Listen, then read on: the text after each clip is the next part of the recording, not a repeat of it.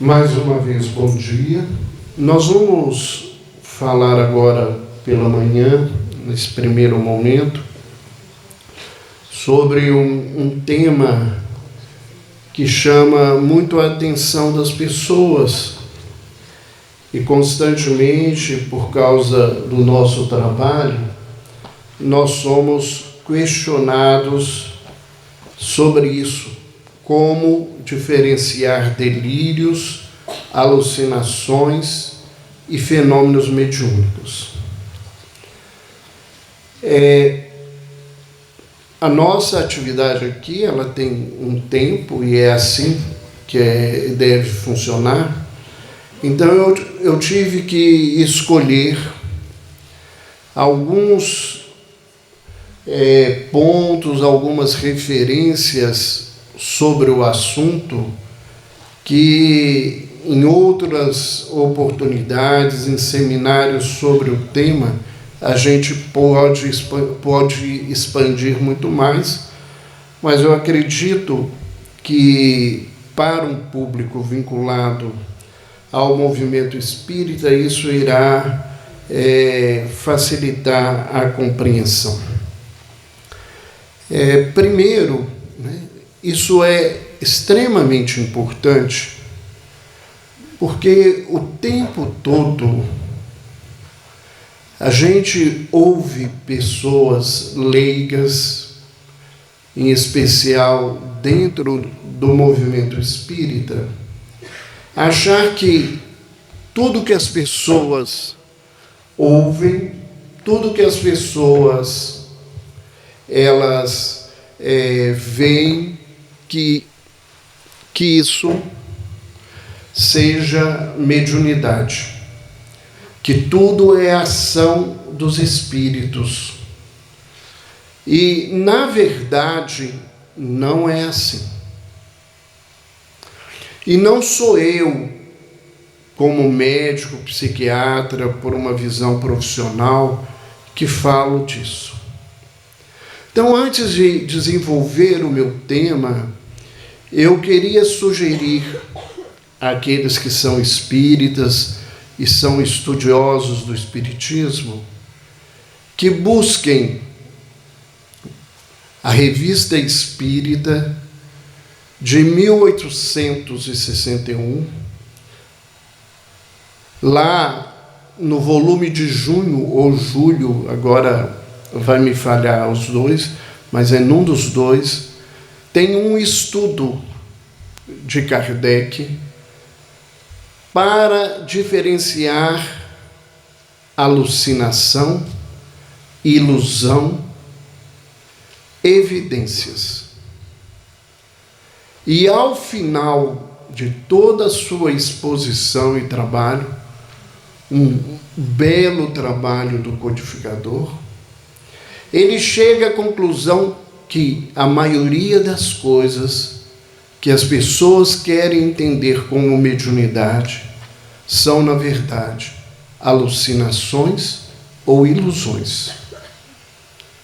Então, o que nós vamos fazer reflexão aqui não é só uma questão do profissional. É uma questão do espírita, da experiência que a gente tem no dia a dia, desenvolvendo e buscando essa situação. Então vamos conceituar algumas palavras para vocês, para ficar mais fácil. A primeira delas é a alucinação. A alucinação é uma percepção real de um objeto inexistente, sem estímulo externo. Muitas vezes o indivíduo que alucina vê o seu objeto de alucinação mais nítido do que vê o objeto real, as coisas real ao seu redor.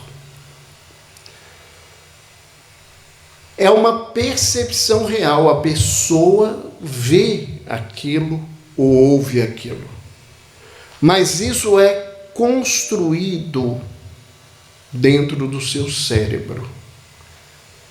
É um fenômeno patológico. E essas formas, essas vozes, se elas são mantidas muitos anos na vida da criatura, elas tomam como se fosse uma vivência própria, elas passam a fazer parte da vida do indivíduo e são aquilo que nós aprendemos dentro do movimento espírita com o nome de forma-pensamento.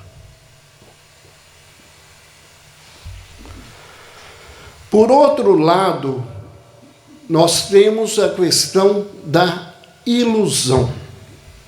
A ilusão é a percepção deformada de um objeto externo existente.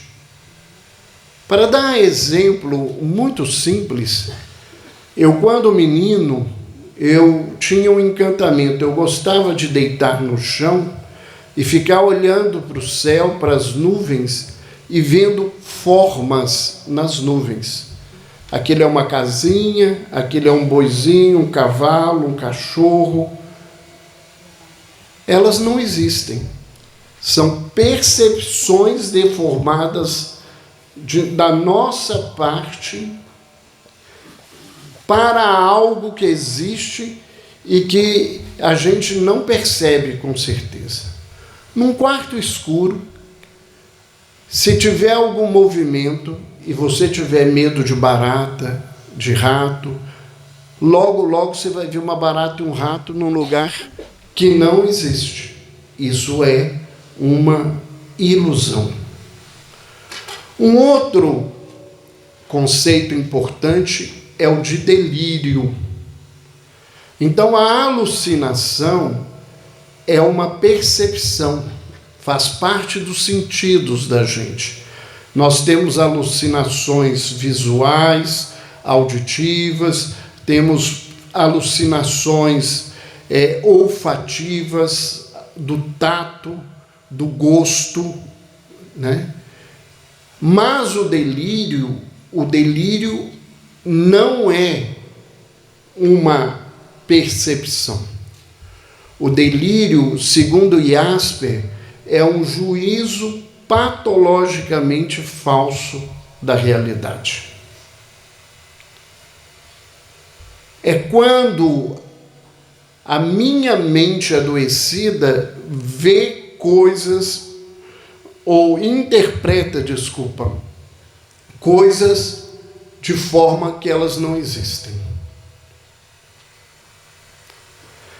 Então, um indivíduo que diz para você que ele é Jesus e que veio salvar o mundo, é às vezes muito fácil você perceber que isto é doença, porque a gente sabe que uma criatura comum do dia a dia, em desequilíbrio, não seria Jesus vindo fazer nenhuma missão na Terra.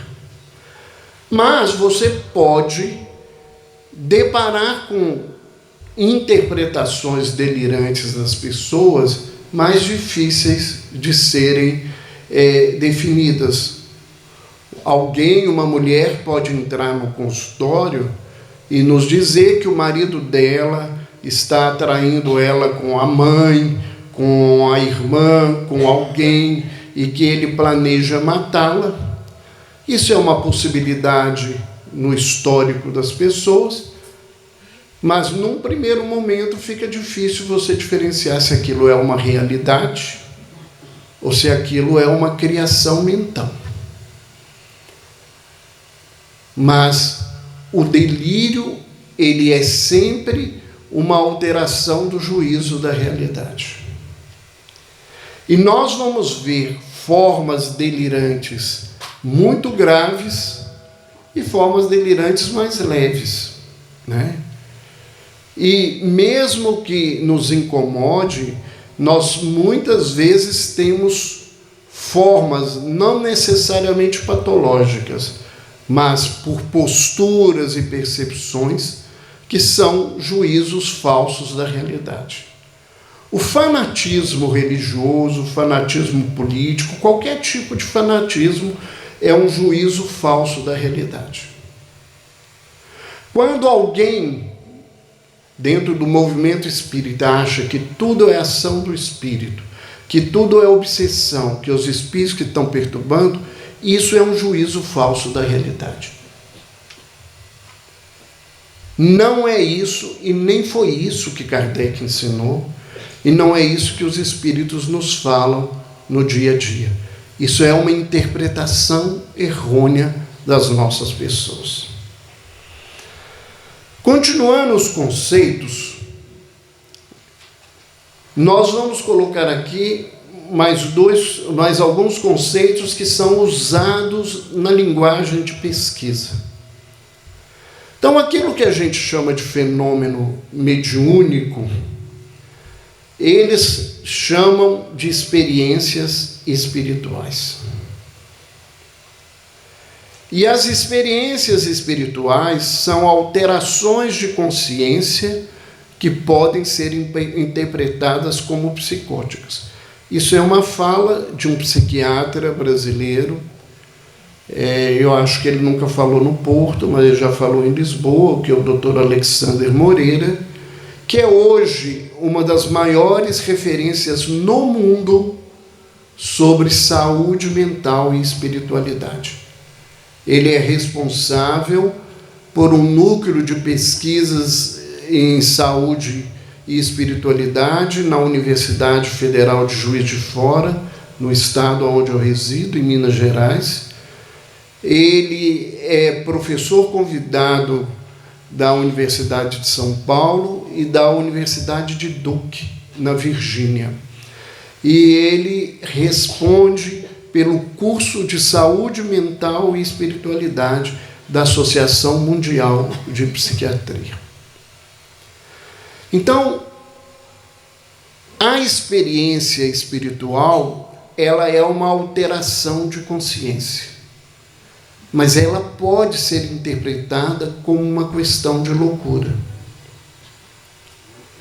E é esse diferencial que nós vamos tentar entender durante a nossa fala. Nessa continuidade, uma outra expressão usada é problemas religiosos. O que são os problemas religiosos? São conflitos relacionados à fé e às conversões religiosas. Quando o indivíduo tem perda ou questionamento da fé, ou quando ele vive uma conversão religiosa. Não tem nada a ver com a primeira experiência, que é uma alteração, as nossas vidas da consciência, que é o que acontece com o médium durante uma reunião mediúnica. Um médico materialista vai pegar essas alterações e vai interpretar isso como loucura. Embora isto seja feito hoje, do ponto de vista da orientação, tanto da Organização Mundial de Saúde, quanto da Associação Mundial de Psiquiatria, quanto das grandes e importantes associações de psiquiatria do mundo, isso não é a forma correta de lidar. Porque todo o fenômeno que um paciente leva para o consultório, ele tem que ser interpretado segundo a sua cultura. E se esse fenômeno não interfere na vida do indivíduo e ele tem uma qualidade de vida como de qualquer pessoa, ele não deveria ser interpretado como doença e nem tratado dessa forma. Infelizmente, da mesma maneira que nós somos cheios de fanáticos nas religiões, nós estamos cheios de fanáticos dentro da ciência. pessoas que preferem dizer que isso é loucura do que se inteirar do que está acontecendo e do que está se transformando a medicina no campo dessa associação com a espiritualidade. E nós ainda temos uma outra situação que a gente convive muito na casa espírita, que são os problemas espirituais, que são conflitos envolvendo a relação com as questões transcendentais ou derivados das práticas espirituais, que a gente chama de mediunidade conturbada, mediunidade adoecida, em que a pessoa não consegue lidar com a experiência espiritual de uma maneira tranquila e que isso precisa de uma assistência. E no caso específico, a assistência da casa espírita é mais produtiva, é mais capaz do que na grande maioria dos consultórios, porque não deveria ser o lugar onde se trata disso. Como nós falávamos da alucinação, né, que ela é feita dentro do cérebro.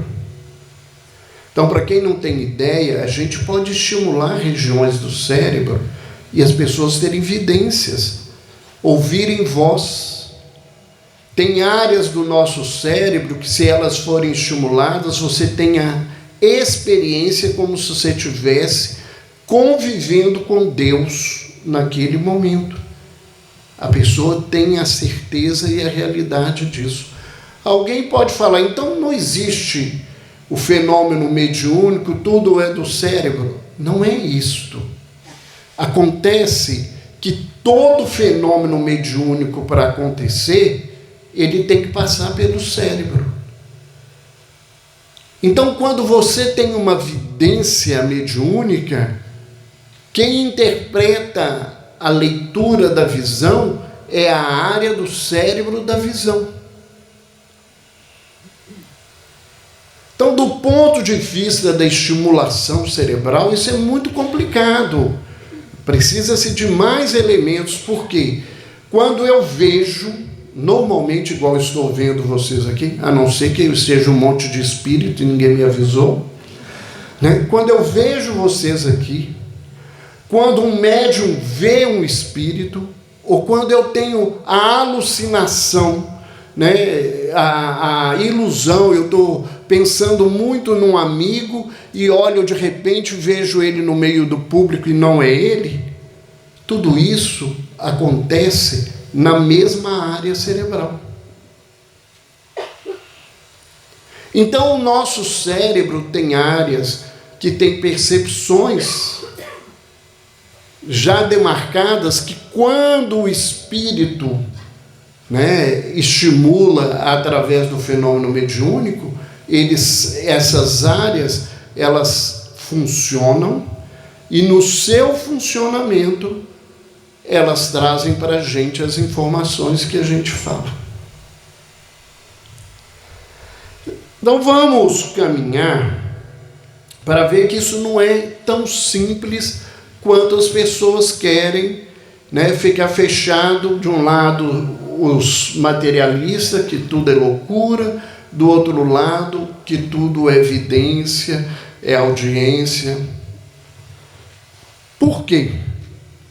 Na nossa construção de perceber qualquer coisa, há diferenças significativas na percepção do mundo que são associadas às diferenças de personalidade. Cada um de nós vê as coisas com a experiência, o conhecimento, né, com a capacidade que nós temos de ver as coisas. Então, nenhum de nós vê o outro da mesma maneira. A gente que tem essa leitura, não é verdade. Começa que os nossos olhos não veem o que vocês estão vendo agora. Pode parecer estranho. Porque o olho de cada um de vocês está me vendo, o olho, ele recebe um estímulo e dentro do olho eu estou de cabeça para baixo. Esse estímulo vai para o cérebro, na área da visão, ele é reinterpretado e vocês têm essa visão que tem da minha pessoa de pé, sem a inversão da visão aqui. Então, só para começar, o que os seus olhos veem não são o que o seu cérebro interpreta. Só para a gente ter essa ideia. Se vocês têm um vizinho que vocês gostam demais, ele é a melhor pessoa do mundo, ele é tão doce, ele tem um olhar tão meigo, ele é uma pessoa ótima. O outro vizinho que não gosta dele, fala assim, mas esse cara é tão chato, ele olha para a gente com uma cara tão ruim, ele é incomodativo, ele faz até mal, o olhar dele é ruim. É ele que é assim ou é o meu olhar que é assim? Então, nós vamos ver as coisas de acordo com a nossa personalidade. As visões do apóstolo João no livro do Apocalipse, elas só são capazes de serem interpretadas corretamente se você faz um estudo profundo do judaísmo. Porque toda a linguagem do Apocalipse é uma linguagem figurada que o apóstolo João vê daquilo que queriam que ele entendesse e interpretasse por um determinado momento, vinculado a uma festa judaica, que é a festa dos tabernáculos. Se a gente não tem esse conhecimento, a gente vai abrir o Apocalipse e falar que aquilo é coisa de louco. Ou se a gente for jovem no Brasil, vai falar que ele escorregou na maionese, tá? Todo por fora daquilo que ele está vendo.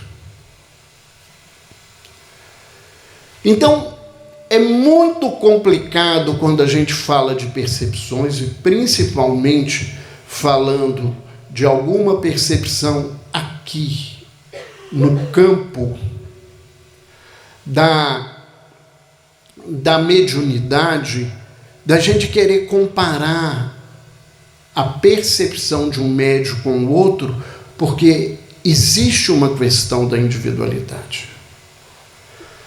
Se você conviveu com aquele espírito nessa encarnação, você vai ter uma percepção dele muito mais clara de que um médium que o está vendo pela primeira vez através da mediunidade.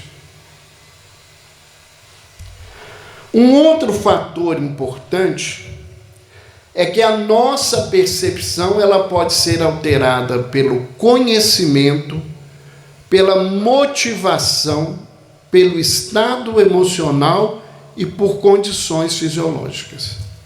Todo mundo aqui que é pai e mãe, já teve criança com febre alta, ela tem alucinações, tem delírios, frutos da febre.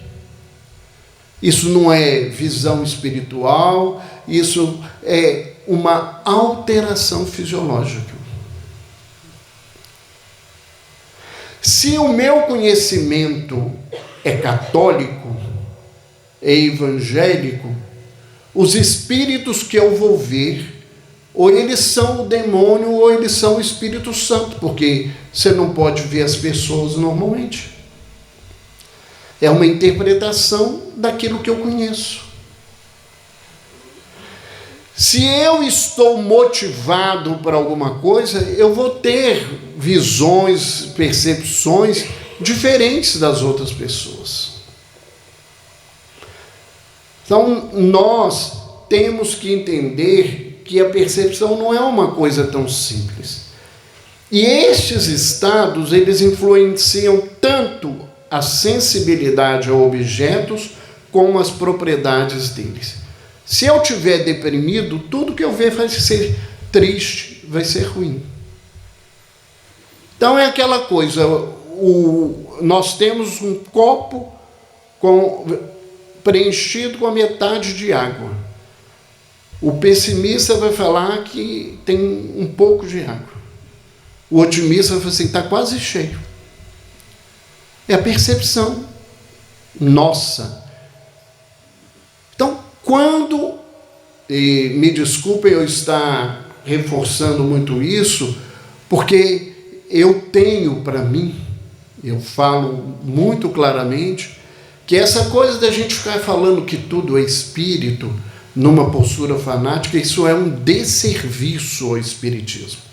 Isso não ajuda, porque as pessoas veem coisas que a gente faz dentro de um ridículo, porque a nossa interpretação é de que tudo é ação dos espíritos na nossa vida o tempo todo, e a gente esquece que a gente é espírito e que a gente faz as coisas, que a gente interpreta, que a gente vê, que a gente ouve. Ainda nesse caminho, a experiência com o objeto leva a mudanças significativas na maneira pela qual este objeto é percebido. Se eu colocar aqui para vocês um instrumento de uma área muito especializada, a gente vai olhar para aquilo e não vai conseguir ver nada. Ou eu vou ver alguma coisa semelhante ao que eu lido na minha profissão. Mas se eu sou um cirurgião e alguém coloca aqui um instrumento cirúrgico, por mais esquisito que seja, eu vou vê-lo com toda a competência, inclusive eu vou ver se ele está bem, se está capaz de me atender e fazer as coisas que eu preciso. Então, o reconhecimento é mais fácil e o objeto é organizado perceptivamente de maneira diferente para quem tem esse contato. Por isso também que a experiência mediúnica, à medida que isso vai caminhando, você vai tendo maior sensibilidade, maior facilidade de relatar e conviver e experienciar o fenômeno. E vai, inclusive, aparecendo novas propriedades nessa percepção. Então, as capacidades sensoriais para descobrir os estímulos e distingui-los pode ser desenvolvido com a prática e são essenciais ao processo de aprendizagem. Por isso que um médium, ele tem que estudar e ele tem que ser orientado ou ciceronado por pessoas com experiência para que ele possa trabalhar adequadamente isso posteriormente. Da mesma forma, se a gente tem alguma dúvida, nós precisamos encaminhar essa pessoa para um profissional para ver se aquilo é doença e o que precisa ser tratado. Na minha experiência em particular, a grande maioria das coisas que chegam às minhas mãos, através do movimento espírita, que eles dizem que é mediunidade, não tem nada de mediunidade. São criaturas adoecidas precisando de tratamento.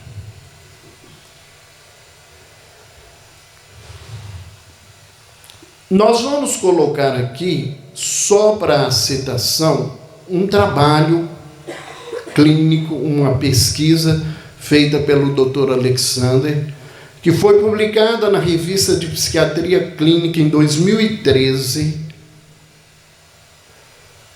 falando sobre mediunidade e relação mente-cérebro, né?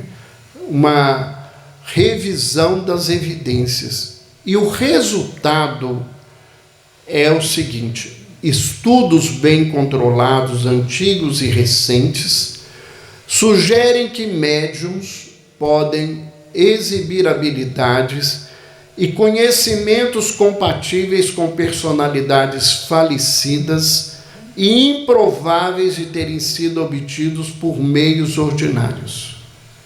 E conclui: o uso de métodos de pesquisas contemporâneos em experiências mediúnicas pode proporcionar a necessária ampliação e diversificação da base empírica para o avanço de nosso entendimento do problema mente-cérebro.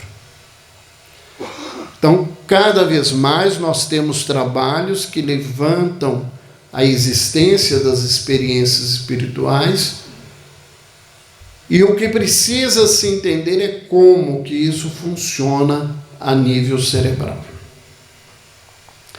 E muitas vezes as nossas interpretações, elas são muito pobres, porque como leigos ou desconhecedores, a gente faz uma leitura muito simples.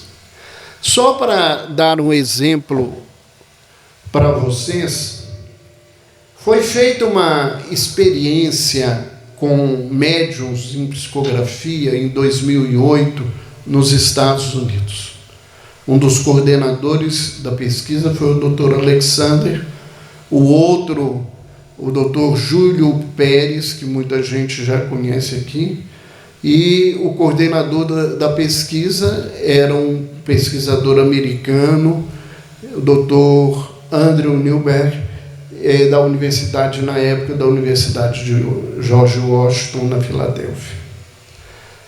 Nessa pesquisa, eles fizeram uma experiência, o médium escrevia um texto da sua própria lavra,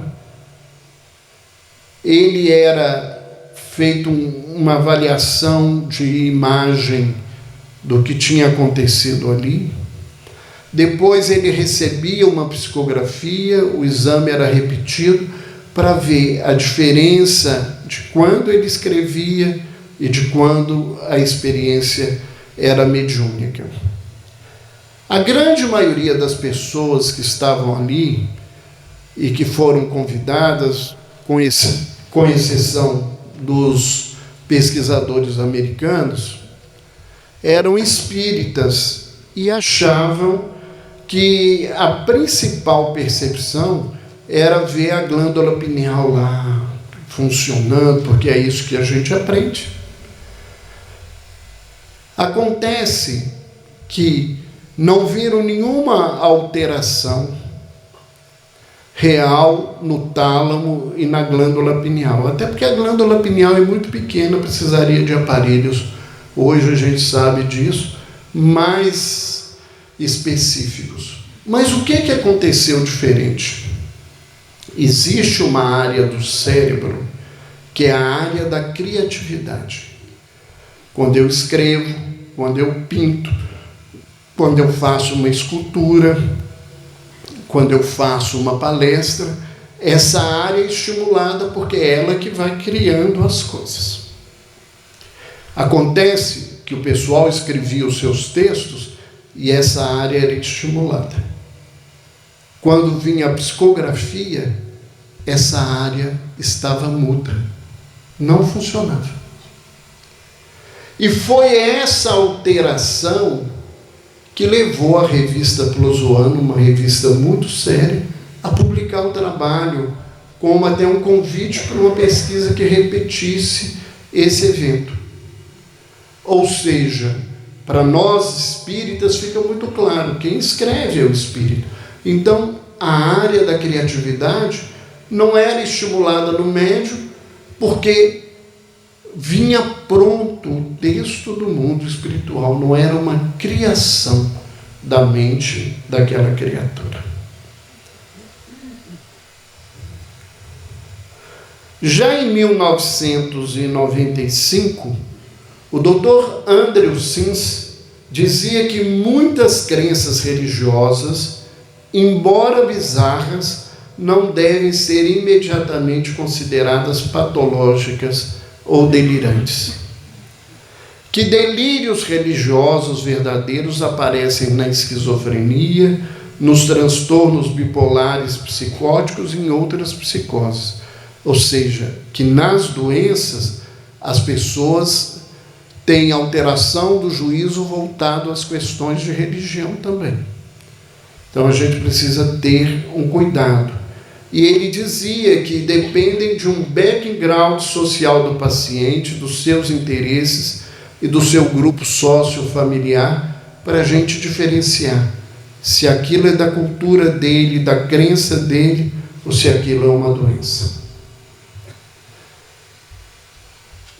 Essa colocação, ela foi posteriormente assumida pela Associação Mundial de Psiquiatria há menos de uma década agora. Vamos colocar algumas diretrizes que o Dr. Alexandre Almeida e o Dr. Edson Cardena falam sobre o significado clínico das experiências espirituais. Então, para diferenciar as experiências espirituais, eles colocam que as experiências espirituais geralmente são ausentes de sofrimento psicológico. O indivíduo não tem um processo de adoecimento. Que a pessoa que tem uma verdadeira experiência espiritual, ele geralmente não tem nenhuma incapacitação social ou ocupacional. Ele vive a sua vida social normalmente, ele trabalha, ele produz, ele faz as coisas, o que é diferente do doente psiquiátrico. Que a experiência espiritual, ela tem curta duração. Ela acontece apenas eventualmente e não tem caráter invasivo sobre a consciência e as atividades de vida diária da criatura. Então, se o indivíduo passa horas, dias, semanas perturbado, a última coisa que a gente tem que pensar é que isso seja uma experiência espiritual. Na grande maioria das vezes, essa pessoa é doente, ela deve estar obsediada, não porque o espírito provoca isso, porque ela está adoecida, então ela atrai esses espíritos na vida dela, e a situação fica bastante complicada. Que o indivíduo que é médium, ao contrário do doente mental, ele, na grande maioria das vezes, ele tem uma atitude de discernimento com relação à experiência. Ele questiona, ele avalia, ele sabe esse contexto. Uma coisa que as pessoas me perguntam muito: isso é meu ou do espírito? O doente, ele tem certeza que é o demônio que está fazendo com ele, ou que é a ação do vizinho dele, que é a voz do vizinho dele que vira para ele: você é ladrão, você é ladrão, você é ladrão. Ele não tem dúvida que isso aconteça, ele não tem nenhuma ideia. Se você falar com ele que isso é da cabeça dele, ele vai ficar bravo, porque ele tem certeza que a situação é assim. Ainda nesse contexto, eles lembram que a experiência espiritual, ela sempre é compatível com alguma tradição religiosa. Então, o conteúdo da experiência espiritual de um médium espírita, ele tem conceitos, informações, interpretações diferentes de um médium hinduísta, ou de alguém que seja de uma tribo indígena, seja de que lugar for do mundo. Que essas pessoas que são médium, geralmente, elas não têm, a palavrinha feia, comorbidades psiquiátricas, ou seja, ela não tem nenhum sinal de alguma doença psiquiátrica junto com esse fato. Quem vive uma experiência espiritual, na sua quase totalidade, tem controle sobre essa experiência. E mais que importante do que isso, essa experiência promove crescimento pessoal ao longo do tempo.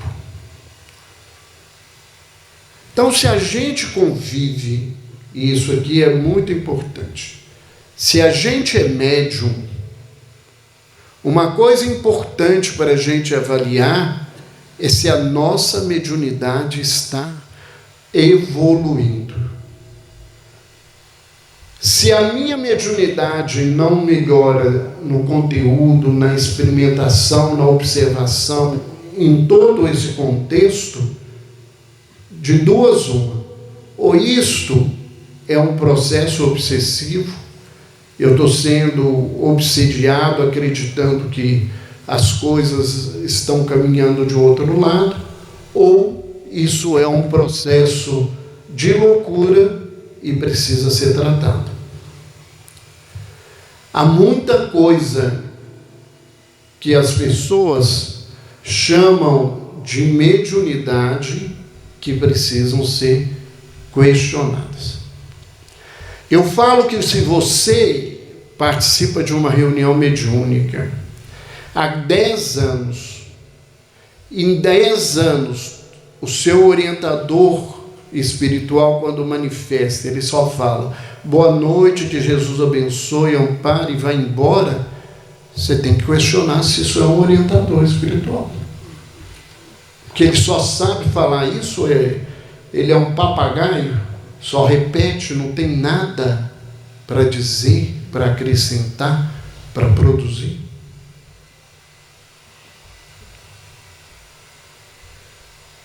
Isso cai muito mais no campo de uma mistificação, de um animismo, de que um fenômeno mediúnico, real, com um orientador.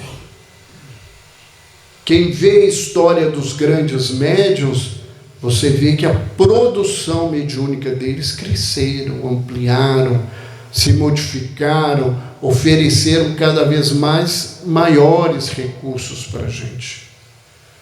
Então você vê uma obra de um Francisco Cândido Xavier, ela se expandiu, de um Divaldo Franco, de uma Ivone Pereira, né? Da Madame Esperança, eles ampliaram os fenômenos mediúnicos nas suas vidas. Nós vamos falar rapidamente, porque o nosso tempo está terminando, de algumas coisas que na nossa experiência profissional são muito importantes. Nós estamos no finalzinho, vocês vão me perdoar, eu não vou colocar os outros diapositivos, mas eles falam sobre essas 4 coisas. A primeira coisa que, na minha experiência enquanto médium e enquanto médico, é que a gente vai ver a característica do fenômeno. Então, um fenômeno mediúnico, ele tem características muito claras e diferentes de um fenômeno doentio. Primeiro, a pessoa, mesmo que ela passe por um período de perturbação, à medida em que ela trabalha, essas perturbações desaparecem. A vida do indivíduo, ela é normal, enquanto o fenômeno doentio não é. A pessoa tem angústia, sofrimentos, ansiedade, não dorme, não se alimenta, não consegue trabalhar, não consegue viver socialmente, o que não é o fator real da mediunidade. Então a gente já começa desse lugar. O indivíduo que é doente, ele não é doente só do delírio e da alucinação. Ele é doente de várias áreas da sua vida. Enquanto o médium, ele tem aquela alteração da consciência naquele ponto, naquele lugar, naquele instante. Uma outra situação importante é que o fenômeno mediúnico, ele tem curta duração e ele tem o controle da pessoa que vive a experiência mediúnica. Então muita gente vira e fala assim, e se eu for e não voltar? Você não vai a lugar nenhum, não saiu de lugar nenhum. O seu cérebro entrou numa expansão de consciência, mas você está aqui no mundo presente, né? E deve ser chamado pelo dirigente todas as vezes que for necessário para que o fenômeno funcione de maneira adequada. Uma outra questão importante é o conteúdo do fenômeno mediúnico. Fenômenos que têm conteúdos positivos, engrandecedores, raramente serão fenômenos de adoecimento. A gente não vê na prática, dentro de um consultório, dentro de um hospital, discursos dos doentes em sentido positivo. A maioria é perseguição, é que eu quero morrer, eu quero matar, a vida é ruim, estão me fazendo isso. Não tem conteúdos bons. Então, o conteúdo do fenômeno, ele vai ser um diferencial importante nesse contexto. Geralmente, os fenômenos patológicos, eles têm alguns temas repetitivos. Quais são eles? Primeiro deles, perseguição. Segundo, religioso. Terceiro, erótico. Por quê? Porque o doente mental, o portador de transtorno mental, ele é um espírito que, segundo uma fala, né, de Emmanuel, numa mensagem através de Francisco Cândido Xavier, eles são espíritos que abusaram da inteligência, quer dizer, e muito inteligentes, e que reiteradamente em diversas encarnações foram homicidas e suicidas. Ou seja, não sei como é que seria falado em Portugal, mas no Brasil não é nenhuma boa bisca, né? Não é uma história boa. Então essas pessoas, elas estão presas num passado, geralmente de perseguição, porque como mataram, tem muita culpa, nós vamos falar disso depois, no outro tema. A religião é um dos maiores problemas que a história da humanidade tem. Não a religião em termos do conteúdo de transformação, mas dos movimentos religiosos, né? É a indústria que mais dá dinheiro na história da humanidade, que é a indústria do pecado, né? Ela fez essa coisa e até hoje a religião manda e desmanda na vida das pessoas, e os religiosos abusam dessas coisas, e a gente vê isso todo dia.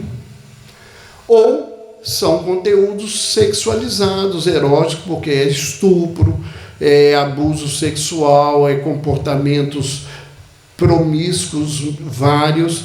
Então, a pessoa traz na doença a sua história espiritual. Se a gente souber ouvir, a gente vai saber entender, não dizer de onde veio, mas o conteúdo que essa pessoa guarda. Aí a gente vê que a personalidade e o estado psíquico do medianeiro são diferentes do doente, né? E o fenômeno mediúnico na vida do indivíduo, ele é de crescimento e de transformação. Quem vive alguma coisa que ele está perturbado constantemente, que a vida dele não muda, que a vida continua nesse mesmo contexto, certamente essa pessoa não apresenta uma mediunidade pura, se ele tem alguma sensibilidade mediúnica, ele vive um comprometimento muito sério, que é o da obsessão.